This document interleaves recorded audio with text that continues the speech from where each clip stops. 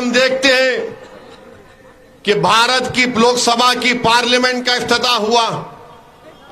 हमारे प्रधानमंत्री वो एक फोटो आई लेटे हुए हैं। फिर एक टीवी पर मैं देखा कि लोकसभा के अंदर प्रधानमंत्री जा रहे और उनके पीछे कम से कम 18 से 20 हमारे हिंदू भाइयों के मजहब के पुजारी मंत्र पढ़ते हुए जा रहे हैं। प्रधानमंत्री, मुझे देखकर बड़ा ताज्जुब हुआ कि आपके दिल में ये जगह क्यों नहीं पैदा हुई कि जब हिंदू पुजारियों को लेकर मैं जा रहा हूं लोकसभा के अंदर, तो उसमें ईसाई पादरी भी होना चाहिए था, उसमें सिखों के मजहबी रहनुमा को भी होना चाहिए था, उसमें मुसलमानों के कोई एक मौलाना को भी होना चाहिए था। अरे यही तो भारत की खूबसूरती है। वजीर आजम, इस देश का मजहब एक नहीं है, भारत का एक मजहब नहीं है, भारत किसी मजहब को मानता भी नहीं है, भारत पूरे मजहबों को मानता है।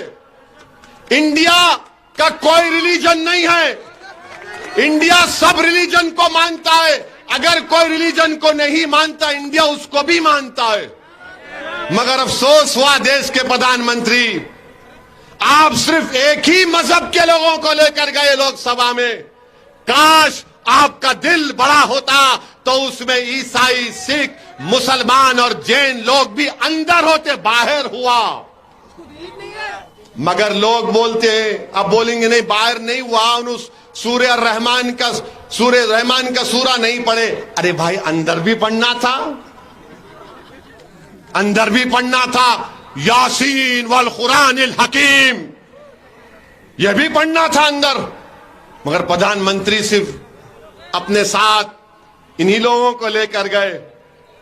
वो लोकसभा का नया इफ्तिताह नहीं दिख रहा था, ऐसा दिख रहा था कि कोई दिल्ली के सुल्तान की ताजपोशी हो रही है। अफसोस हुआ। पार्लियामेंट की जरूरत है, पार्लियामेंट बनना चाहिए, मगर ये क्या हुआ है? क्या ये भारत का सेकुलरिज्म है? क्या ये सत्यमेव जयते है? क्या यही दिन देखने के लिए हमारे बुजुर्गों ने अंग्रेजों से लड़कर अपनी जानों की अजीम कुर्बानी दी थी? क्या इसीलिए हमारे बुजुर्गों ने काला पानी की सजा काटी थी? क्या इसीलिए जलियांवाला बाग में हमारे बुजुर्गों ने अपनी जानों को कुर्बान कर दिया अंग्रेजों की गुलामी से आजादी हासिल करने के लिए? क्या इसीलिए बहादुर शाह जफर के सामने उनके बेटों की कटे हुए सर को लाकर पेश किया गया था? क्या इसीलिए टीपू सुल्तान ने अपनी जान की कुर्बानी दे दी अंग्रेजों से गुलामी को आजाद कराने के लिए? बताइए आप मेरे अजीज दोस्तों और बुजुर्गों, ये देश के वजीर आजम को नहीं करना चाहिए था।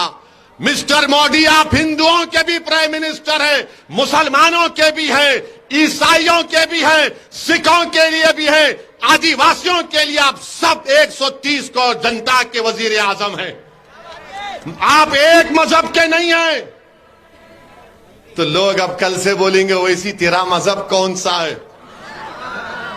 अरे दीवाने, मैं प्राइम मिनिस्टर ऑफ इंडिया की बात कर रहा हूं, मैं प्रधानमंत्री की बात कर रहा हूं, मैं वजीर आजम हिंद की बात कर रहा हूं। मेरी बात तुम कब जब करोगे? जब कोई मैं ओहदे पर आऊंगा।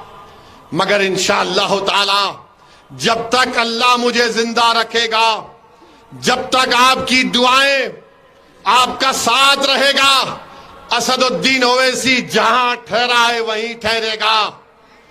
मेरी अगर ये फकीरी है तो मुझे अपनी फकीरी पर नाज है। अल्लाह ने मेरी फकीरी में शाही दी है। जो मुकाम अल्लाह ने मंजलिस के लोगों को दिया है, वो किसी बड़े बड़े जमात के कायदीन को अल्लाह ने नहीं दिया है। ये अल्लाह का बहुत बड़ा करम और फजल है।